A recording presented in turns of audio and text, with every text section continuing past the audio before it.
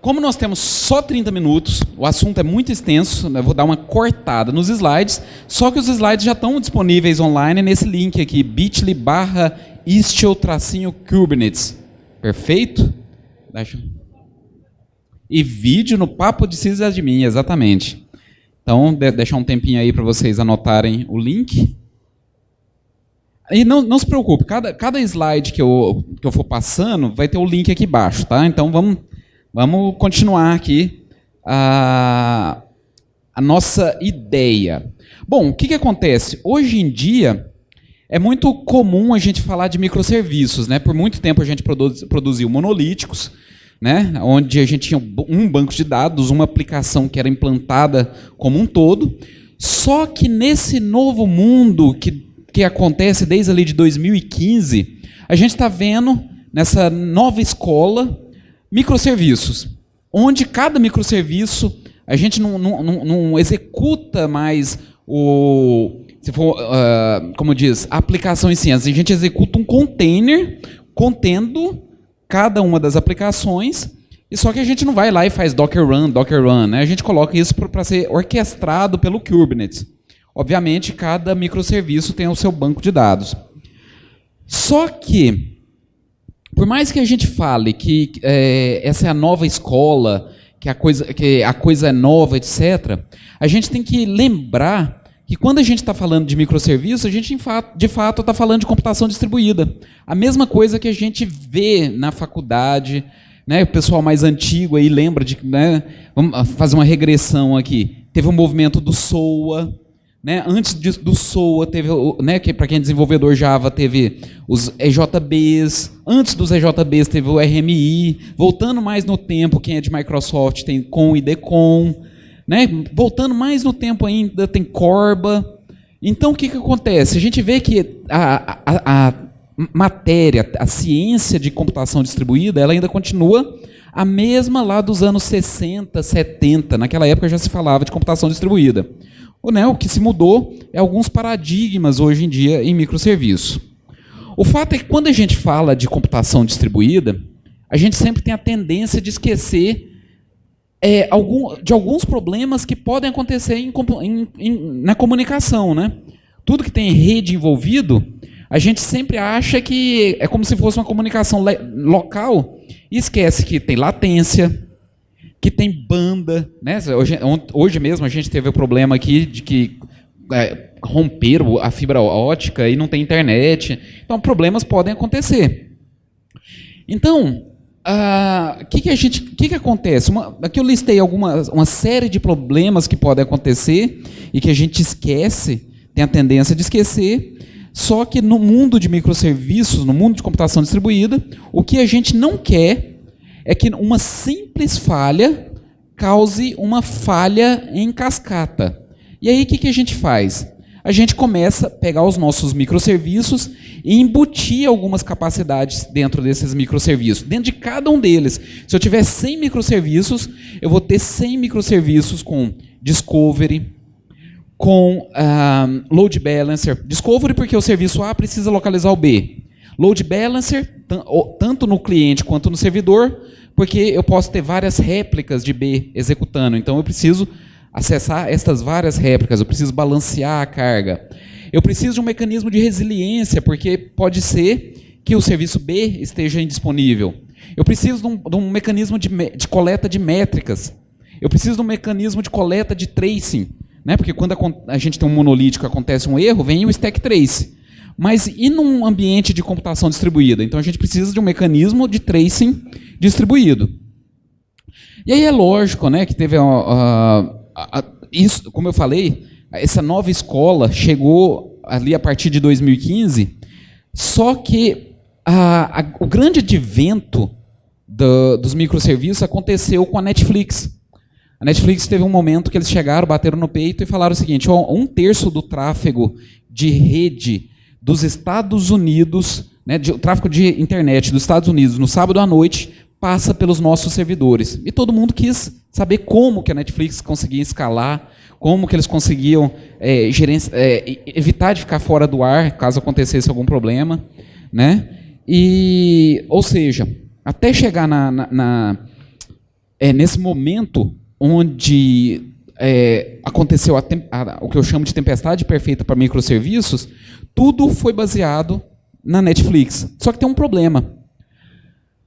A Netflix é uma biblioteca. Quando eles lançaram o projeto deles open source, quando eles se propuseram a mostrar para o mundo como eles faziam, todo mundo viu que eles eram baseados em Java. E nem todo mundo aqui programa em Java. Quer ver? Fazer uma experiência rápida aqui. Quem não programa em Java? Então, a gente já tem uma ideia por que existe um problema em abordagens usando o Netflix OSS. Porque não importa qual linguagem que você levantou a mão, o fato é que para cada microserviço, independente da linguagem, você tem que fornecer, primeiro, a API bem clara, né? Depois você precisa de um mecanismo de discovery, como que aquele microserviço vai ser localizado, né? E como que ele vai localizar outros serviços? Como que é o processo de invocação? REST endpoint, mensageria, é síncrono ou assíncrono? Como que é o processo de elasticidade? Como que eu escalo caso a demanda aumente? Como que é o processo de resiliência? O que acontece se o microserviço falhar? Como que eu pego o meu código que está rodando, meu código que está lá num repositório e levo ele para a produção, né? Como que é o pipeline? Como que eu me autentico? Porque nem toda a informação é pública, né? Nem todo mundo pode modificar qualquer coisa nos microserviços. Então, preciso de um mecanismo de autenticação e autorização. Login distribuído, monitoramento, tracing, etc. Então, felizmente para nós, por isso que eu falei de ninguém vai fazer Docker Run, né? A gente vai usar um orquestrador como o Kubernetes e mais alguns projetos open source, a gente consegue ter várias coisas ali de graça para nós. Por exemplo, só da gente adotar o Kubernetes, a gente tem ali o Discovery, invocação e elasticidade de graça para a gente. Se a gente adotar outros projetos open source, como por exemplo Jenkins, a gente já ganha pipeline. Se a gente adotar o Kibana, seja Elasticsearch Fluentd e Kibana, a gente já ganha logging. Com Prometheus e Grafana a gente ganha monitoramento. Com Jagger a gente ganha tracing. E com o Istio, que é uma implementação de Service Mesh, a gente ganha as outras funcionalidades. E eu estou aqui para falar justamente sobre Service Mesh, né? Primeiro, quero mostrar o seguinte. Antes de adotar o Istio, a gente viu que cada microserviço precisa colocar, né, essas capacidades dentro de cada um deles. Discovery, Load Balancer, etc. Se você adotar o Istio, essas funcionalidades vão estar dentro de um sidecar container. E esse sidecar container, ele intercepta todo o tráfego de entrada e saída da aplicação e manda para um proxy chamado Envoy. Esse proxy aqui, vamos ver se eu consigo acessar, vamos ver como é que está aqui a internet. Proxy, Envoy Proxy. O Envoy Proxy foi um proxy escrito em C++, muito performático, onde o objetivo dele probleminha na internet aqui também. Onde o objetivo dele é justamente lidar com tráfego, né, com comunicação entre aplicações. Né? Então, essa é a ideia de um sidecar container. Eu falo que é como se fosse um grande auxiliar, um grande secretário para a aplicação. Não chega a ser a aplicação principal, mas é alguém que está ali do lado para assessorar. E o que esse Istio vai fazer? Olha só que legal. Ele consegue ter um balanceamento inteligente. Eu vou mostrar isso para vocês. Eu consigo injetar caos. Né? O que acontece se o meu microserviço estiver lento? Eu só vou descobrir testando, fazendo ele ficar lento. Mas para fazer um microserviço ficar lento, geralmente eu tenho que ter um trabalho monstruoso, né? Com Istio isso é facilitado, porque eu posso injetar caos no meu cluster. Circuit breakers, observabilidade, etc, etc. Melhor do que eu falar é eu mostrar. Né? Mais que, como eu falei, o nosso tempo é curto. Então eu vou começar mostrando aqui para vocês, primeiro para vocês entenderem como que o Istio funciona. Cada aplicação, cada microserviço tem o seu sidecar container ali com o Envoy, né? E no control plane do Istio, eu tenho pelo menos esses 4 containers ali. Eu tenho o pilot, que manda a configuração para todos os microserviços. O mixer faz o oposto, ele coleta informações estatísticas. Por quê? Para usar para cota, telemetria, né? Eu tenho ali o Galley para validar as configurações que eu faço. E o Citadel é uma implementação de autoridade certificadora. Ele me fornece certificados digitais. Para quê? Criptografar a comunicação de um microserviço para o outro. Imagina isso num ambiente com dados sensíveis, né? Às vezes tem dado sensível que você está passando ali pela rede. Imagina se automaticamente você pudesse criptografar o que sai e descriptografar automaticamente. Isso é possível porque o proxy que intercepta a entrada e saída pega esse certificado digital, encriptografa e descriptografa automaticamente para você. Ou seja, hoje em 2019 a gente não precisa nada baseado na stack da Netflix.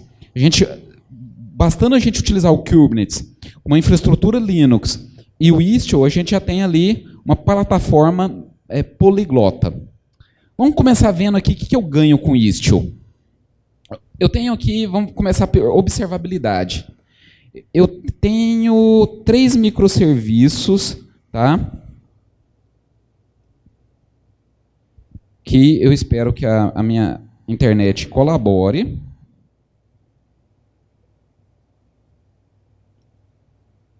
Vamos ver aqui. Ah, resolveu. Eu dei os seguintes nomes para cada microserviço. O microserviço A é o Customer, o microserviço B é o Preference e o microserviço C é o Recommendation, versão 1. E ali tem um contador só para a gente ver a coisa acontecendo.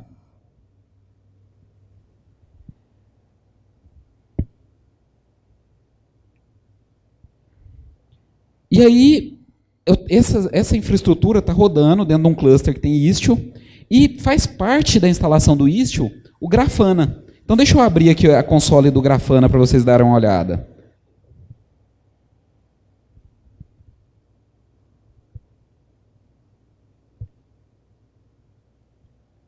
Se eu abrir a console do Grafana, a gente vai ver exatamente, né, com paciência aqui por causa da internet, né? A gente, né, torcendo aqui, cruzando os dedos. Vamos lá.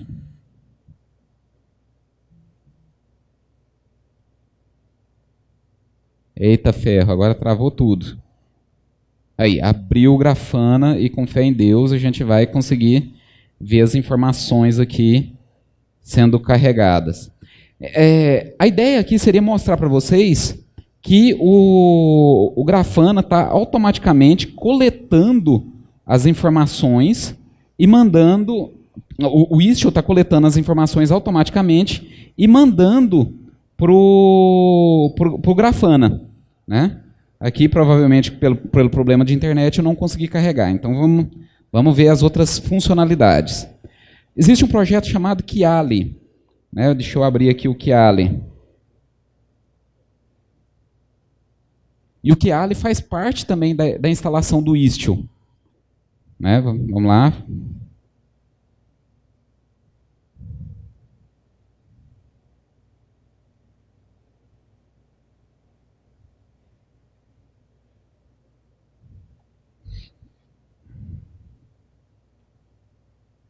Vamos lá. Bom, como eu estou vendo que a internet não está colaborando, né, você vê aqui que leva um tempinho e o nosso tempo é escasso, eu vou só mostrar aqui para vocês pelos slides, tá? Você vê que o Kiali permite a visualização, né, do cluster. Você inclusive vê aqui, né, como que por onde que o tráfego está passando, né, o tráfego de rede. O Kiali também tem a instalação do Jagger para tracing distribuído e também o Prometheus para te mostrar os gráficos. Bom, aí fica a pergunta, como é que eu boto então o Sidecar Container na minha aplicação? Eu vou fazer, a gente tem aqui o Recommendation V1, eu vou pegar aqui um arquivo que tem a versão 2 do do recommendation, tá?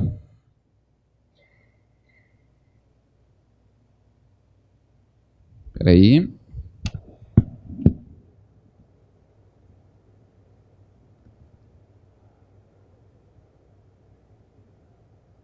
Tem aqui esse arquivo, o arquivo normal do Kubernetes, tá? O que eu vou fazer é usar o comando istio-ctl, passar o parâmetro kube-inject, para quê? Para ele injetar o sidecar container dentro desse arquivo deployment v2. Tá? Ele vai me gerar uma saída aqui, que eu vou redirecionar para um arquivo chamado deploy com istio. Deploy istio.yml. E agora que eu tenho esse arquivo, eu posso usar o kubectl create, né? Com esse arquivo deploy com istio. Uma vez que eu coloquei, na verdade, deixa eu colocar aqui no namespace tutorial.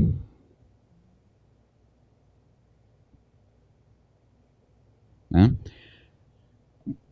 kubectl get pods -n tutorial. Então tá lá, tá fazendo o deploy. Aqui está 1 de 2, porque ele ainda não está em execução. São 2 containers que eu tenho dentro do pod. Uma vez que ele executou, eu começo a ver ali, V1, V2, V1, V2. E aí começa a nossa brincadeirinha. A gente já consegue fazer algumas coisas ali com isso. Por exemplo, controle de tráfego. Um deployment do tipo blue-green. Eu posso mandar o tráfego para V1 ou para V2. Por exemplo, eu vou vir aqui no Istio, quer dizer, no Kiali. Eu vou... Vamos lá. Fé em Deus. E criar, né, suspender o tráfego para V2 e manter V1 conectado. Olha só, automaticamente, quando eu fiz isso, eu só consigo ver V1. Se eu quiser mandar para V2, tranquilo, eu posso ir lá no Kiali, né, e falar o seguinte, desconecta V1, conecta V2, atualizo, e a partir de agora eu já consigo ver V2 automaticamente. Ah, mas eu não quero um ou outro, eu quero fazer um deploy do tipo canário. O que é o deploy do tipo canário? É quando eu coloco a minha versão canário lá em produção e começo a aumentar o tráfego para essa minha versão até que ela se torne 100%. Vamos fazer isso? Eu vou deletar as rotas e eu vou falar o seguinte, eu quero que 80% do tráfego seja em V1 e 20% do tráfego seja em V2. Então, tá lá. V1, V1, V1. De vez em quando, a gente vai ver um V2 ali. Ó. Ah, beleza. Agora, eu quero aumentar a mistura. Vamos aumentar a mistura. Eu quero colocar ali 63, 37. Vai ver que uma vez que eu atualizei as regras, eu começo a ter mais V2 aparecendo. Né? Vamos lá. Olha lá, V2 aparece com mais frequência agora. Ou até chegar ao ponto de eu falar o seguinte, não, agora V2 é 80% do tráfego. Né? Então, gradualmente, eu vou migrando, né, a minha versão. Né, eu posso utilizar isso para minimizar o risco de um deploy tudo ou nada. O que mais que eu consigo fazer com o Istio? Eu consigo fazer dark launches.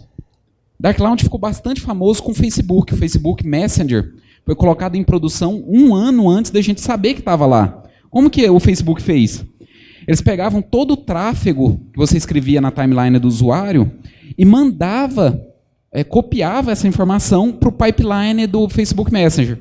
E aí eles iam testando, iam acompanhando os logs, acompanhando as métricas de CPU, de rede, de memória, etc. Até o dia que eles foram lá, opa, lançamos o Facebook Messenger. Mas, na verdade, isso já estava em produção há muito tempo. Eu consigo fazer isso com o Istio da seguinte maneira. Eu consigo espelhar todo o tráfego para uma determinada versão que não está no ar. Por exemplo, eu vou rodar um script aqui. Por aí.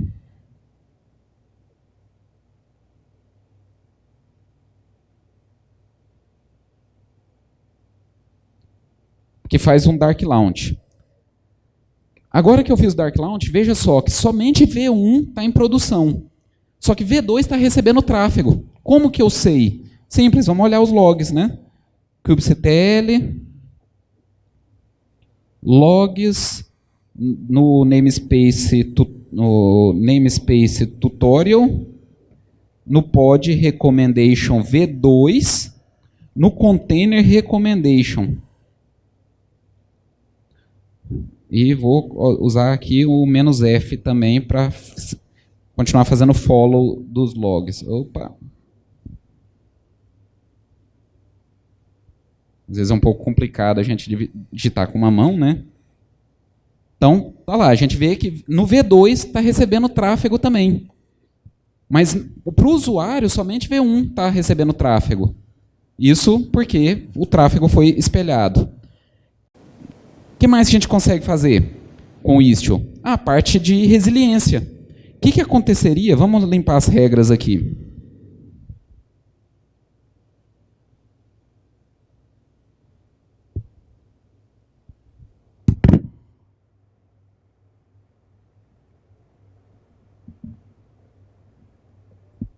Limpei as regras, né? Voltou a acessar V1 e V2, e agora eu vou usar um script aqui que faz o meu V2 falhar. Olha que quando eu mando ele falhar, mando ele dar erro 503, olha o que acontece. A saída é automaticamente ignorada. Porque o proxy que está lá dentro do preference, na hora que ele vai acessar o recommendation, ele fala o seguinte: o recommendation está dando erro, deixa eu retentar. Na hora que ele retenta, ele tem um retry automático, ele cai no recommendation V1 que está funcionando, e beleza, V2 está sendo ignorado.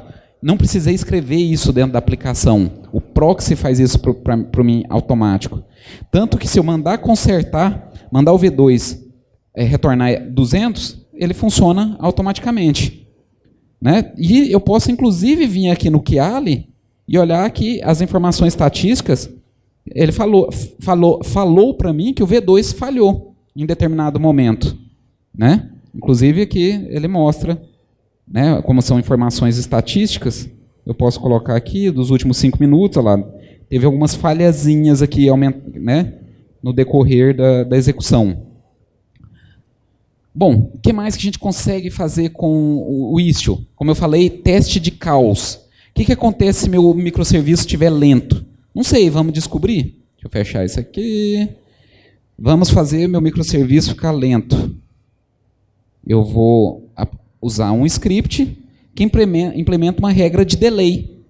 Não é a minha aplicação que está lenta, é o proxy que agora, 50% das vezes que eu acessar V2 vai estar lento. Né? Você vê, V1 responde rápido, V2 às vezes responde lento e às vezes responde normal. Então, a gente consegue testar o que aconteceria se a aplicação demorasse para responder, fazendo a aplicação ficar lenta para responder. Né? O que mais? Eu consigo implementar listas de controle de acesso, por exemplo. Criar whitelists ou blacklists, de modo que o recommendation não acessa o preference não acessa o customer nunca acessa o recommendation diretamente. E essa daqui é a funcionalidade que eu mais gosto. Por quê? A maioria das comunicações são internas, né, de microserviços. Mas imaginem que alguém conseguiu acesso no seu cluster e colocou um código malicioso. Isso é possível, né? Hoje em dia a gente fala-se muito de hackers. E ele está mandando isso para algum lugar na China, na Rússia. Você não sabe. Então, por padrão, você pode bloquear toda a comunicação externa. Olha só. Eu vou tentar aqui acessar um site externo. Você vai ver que ele vai levar um tempinho e vai dar um erro. Por quê? Porque além da internet tá lenta, né? Igual ele falou aqui que não conseguiu resolver, agora ele resolveu, né? Essa comunicação externa com esse site aqui, o Word Clock API, está bloqueada. Eu não consigo nem pegar a hora externa. Se eu escrever uma regra, né, no Istio que permite acesso a esse site, na hora que eu tentar acessar, ele vai finalmente conseguir pegar a hora local. Então, né, vamos ver. Conectou e retornou a hora local, né, em algum lugar aí da Europa. Então, é aquele negócio, alguém pode até colocar um código malicioso dentro do seu cluster, mas se tiver bloqueado, vai tomar um erro ali que a pessoa não sabe por quê. Né? Nunca a informação vai sair do seu cluster, a não ser que você permita. Lógico que tem muitas coisas que eu poderia falar sobre o Istio, então eu recomendo vocês, né, como o nosso tempo está no final, eu recomendo vocês darem uma passadinha nesse site aqui, que tem um tutorial completo sobre o Istio, que te ensina como instalar o microserviço, instalar o sidecar container, fazer todas as brincadeirinhas de controle de tráfego, controle de segurança, né, resiliência, segurança, etc. Né? Bom, uma coisa que eu não posso deixar de falar é que tudo isso que eu fiz aqui na minha máquina, apesar de eu estar usando o Mac, eu acessei uma máquina virtual que tem o Oracle Linux. O Oracle Linux ele é hoje um ambiente cloud, um ambiente para aplicações cloud native. Ou seja, a Oracle ela tem uma provedora de nuvem, né, o Oracle Cloud. Todos os computadores da Oracle Cloud rodam em cima de Oracle Linux. Então, assim, imagina a quantidade de empresas que estão confiando no sistema operacional.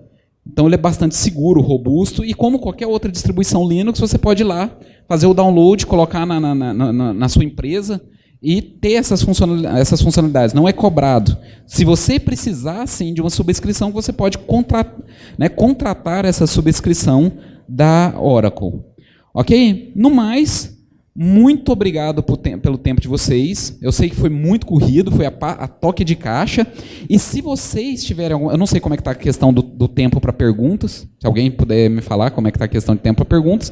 Se não tiver tempo para perguntas, eu recomendo vocês irem lá no Twitter, clicar em seguir, né, e pode mandar uma pergunta por lá. Perfeito? Gente, no mais, muito obrigado para vocês pelo tempo.